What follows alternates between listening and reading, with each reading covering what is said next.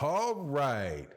Guillermo El Chical Rigondeaux moving down to 118 pounds. Man, I am happy. It looks like he is going to be fighting Solis for the WBA regular title. I thought it was going to be at 122 pounds, but it's 118 pounds. The Jackal is about to go, man. Let's talk about what Rigondeaux can do now with these little guys in this video.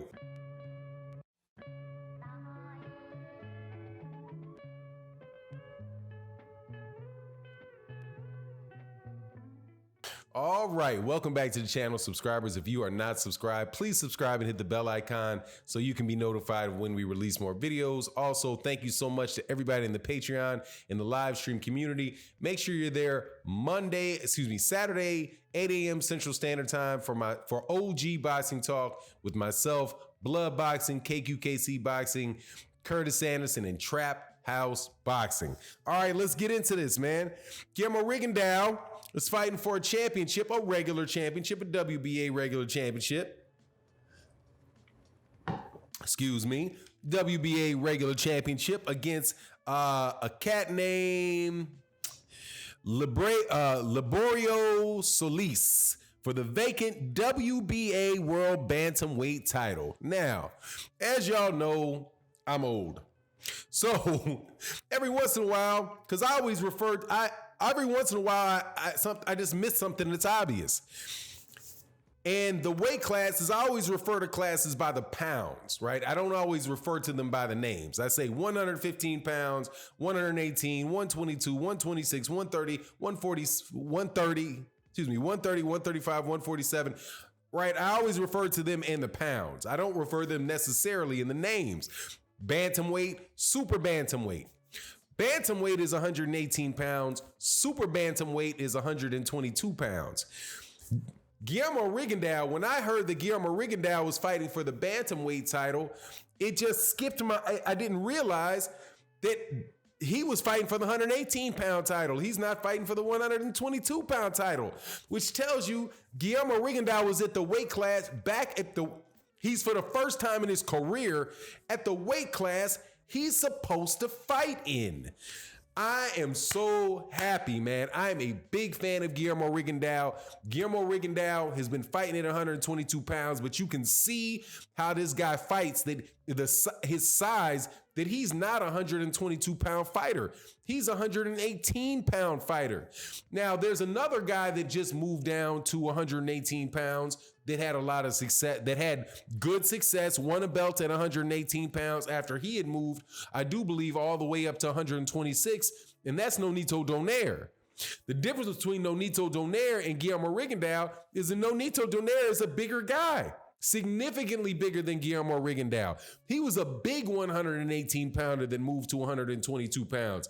And then probably still kind of a big 122 pounder that moved to 126. And then he went back down to 118 where he started. That's not Guillermo Rigondeaux. Guillermo Rigondeaux is a guy that had to fight at 122, but his walk around weight is probably somewhere around 126. He's a little itty bitty guy.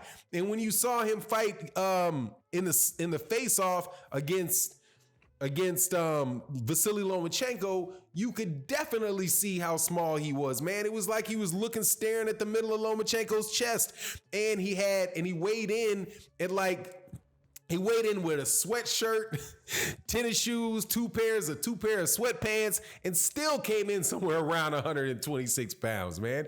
Just a little itty bitty guy. So I'm very, very happy to him, man. This to me, and I know some of you guys might not know who I'm talking about, but there's this guy named Kasim Uma who used to fight at 154 pounds. And whenever I watched Kasim Uma, you could see Kasim Uma was 154 pounds, and he was smaller than the rest of the guys at 154 pounds.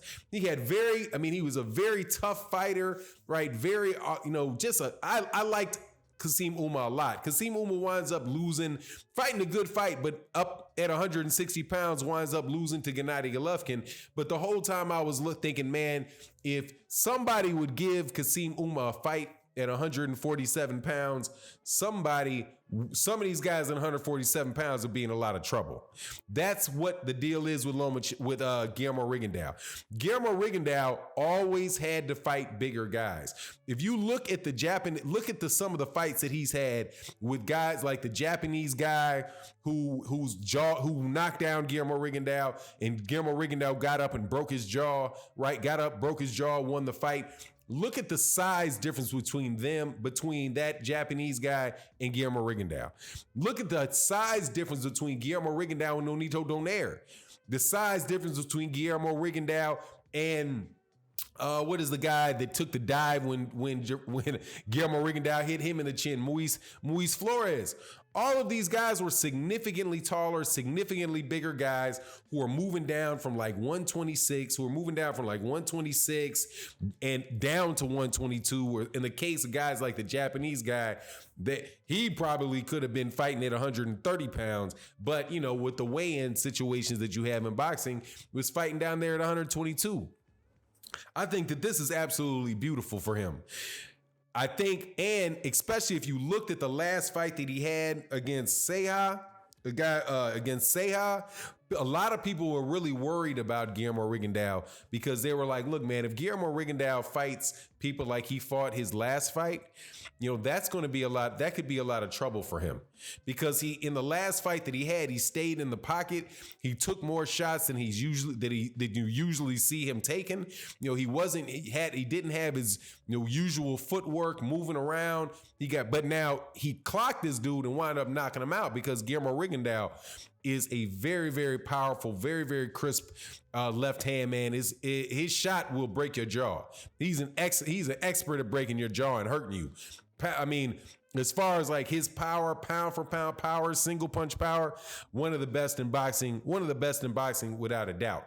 And that's at 122 pounds. But now if he moves down to 118 and he doesn't really have to drain to make 118 pounds, like it's not a problem for him to be at 118 pounds. It's very comfortable for him. Now you're fighting against guys that are smaller and they have to take those type of shots from Guillermo Rigondeaux.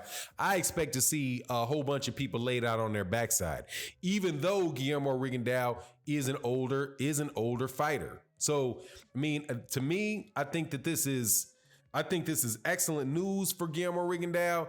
Now, as far as who he would fight, the champions in that division are guys like Tete, Inoue, Obali.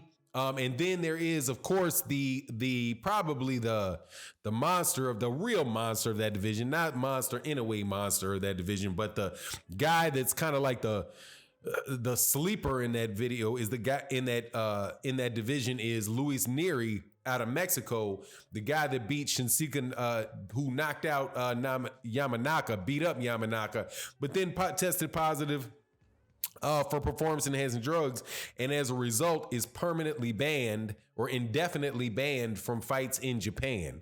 Now, so that's a guy that I think all those are the guys that are the champions. The unified champion is Inoue with the IBF and the WBA. I do believe the WBO is the WBO. No, the WBO is Inoue, and the WBA, maybe the WBC is Obali, and the IBF is Tete, it's Zolani Tete. I'm sure if I got those championships wrong, please forgive me. You can always correct me in the comment section. But those are the champions: Tete, Inoue, Obali, and then the other guy, the other big name, because none of these guys are actually big or big names, would be Obali, the guy that just got done beating. I do believe he knocked out Monster Inoue's brother. So there's good competition to have there for Guillermo Rigondeaux, and Guillermo Rigondeaux has a chance to beat any of them. He has a chance to beat any of them, because what Guillermo Rigondeaux has that is very, very rare. At 100, it's rare at 122 pounds. It's even more rare at 118 pounds. Is somebody that literally will take your head off if you give him if he hits you with a straight left hand. He's gonna break your jaw. Break your jaw. You're gonna go out. That is a big hitter, and I think single punch power, better single punch power than Monster Inoue, without a doubt. And if he fought Monster Inoue, which he will not, because Monster Inoue, they're going to try to set up a fight with him and Lomachenko, which is as a whole nother conversation. If he backs straight away, if Inoue backs straight away from Guillermo Rigondeaux and gets hit with Guillermo Rigondeaux with what Nonito Donaire hit him with, dog, it's lights out. It's lights out. He's not just going to fracture your orbital bone. He's going to break your jaw. He's going to put you out. But anyway, it is what it is. Let me know what you think in the comment section. And with that, I'm out. Peace.